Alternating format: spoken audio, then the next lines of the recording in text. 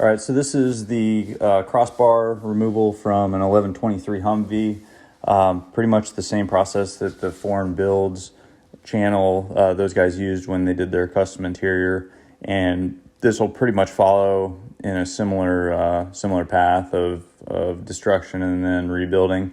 But I guess one thing I did that I actually put some thought into was when you cut the vertical piece off of the outboard, the B-pillar, instead of taking all those rivets out and trying to mechanically remove the crossbar and the way it's situated, I just cut it, and that left an extra layer of aluminum on the inside of those lower B-pillars.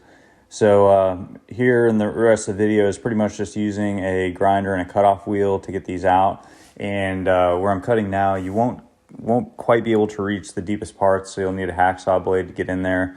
Unless you have something bigger than a 4.5-inch cutoff wheel, but pretty much cuts through pretty easily and straightforward as you'd expect, and then you do the same thing on the other side to get that out. You definitely want to have a small stack, maybe 5 or 6 of these cutoff wheels, because I think I broke 3 or 4 on the first day. And second day I was messing with it. Maybe I got smarter, or maybe I was being less aggressive, but just started wearing them out instead of breaking them.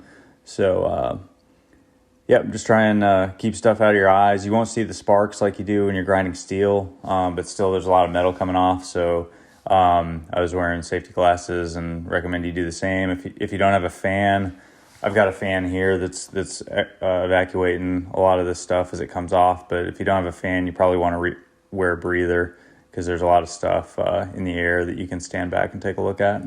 Here, I'm just using a hacksaw because there's a couple of spots that are probably no thicker than a couple nickels, but had to be taken out with the hacksaw blade because I couldn't reach it with the grinding disc.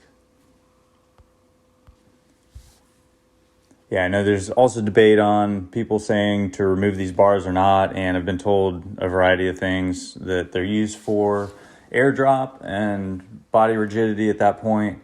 I don't know if that's true. I've also heard that they are used for mounting an ambulance body and other accessories on top, which would kind of make sense. Both of those things I don't know, but I do know that for most of the civilian Hummers, they didn't have these bars in there. And furthermore, I'm not going on a dramatic off-road trip or expecting to rock crawl this thing or doing anything that I need extra rigidity, especially up high and supported by the B-pillars. So I'm going to use the leg room, and I'm taking these things out. If you don't like that, just don't do it on yours.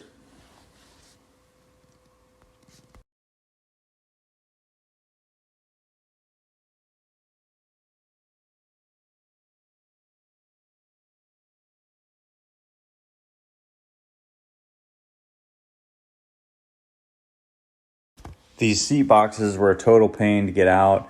I started with a drill, taking the rivets out just one at a time, and discovered that it was much quicker to take the grinder to these things. And if you're working with the head of the rivet, the domed part, then a grinding disc takes it off real quick. Just grind it flat and flush with the metal, and there won't be anything to hold that cylinder in the hole.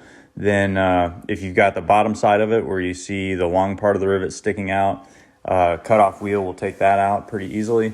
And then with this, I mean, there are quite a few rivets, and the ones that are on the outboard part of the vehicle go down into some kind of protected area that you can't get access to. So with those, I think on one side I ended up just brute forcing those out with a pry bar. And on the other side, I think maybe I was able to get the grinder in and cut those off. But it's really hard to move these seat boxes out if there's even one rivet holding them on. So just be real thorough. If they're not coming out, it's probably because there's still a fastener and you just haven't found it. So look around. Once you get the fasteners removed, they're pretty easy to pry apart. And the metal actually is not that hard to tear if you're twisting and you have some leverage on it. But yeah, most of all, just try and remove it mechanically, and it'll be much easier that way. So that's pretty much all there is to it. The rest of the video is just cutting these pieces out, and you'll see some of the things that I ran into on this side. Of course, here breaking a cutoff wheel and then trying to cut this seat box in half so that I can gain access to the rivets in the back there. But yeah, it's just a matter of persistence and trying to troubleshoot and find the spots that are holding these boxes in, and then keep working. Eventually you'll get them out.